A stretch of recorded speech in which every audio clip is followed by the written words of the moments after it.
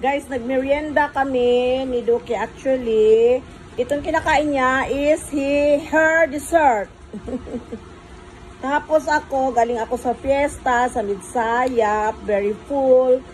So, nagto-orange na lang ako at saka Rebisco.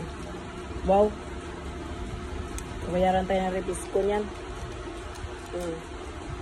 Saka ng Royal Pro Orange.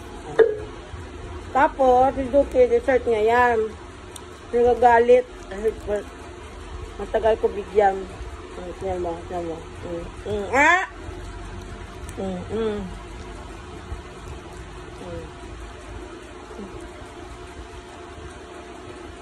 Wait. Wait lang.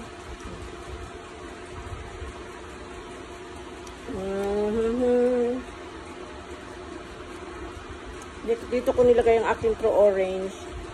Nilagyan ko ng ice. Yun lang, ganun lang kaliit yung kay Duki. Tapos, siyempre, ko lang sa kanya. Bibigyan na naman. Okay? Tama na, Duki?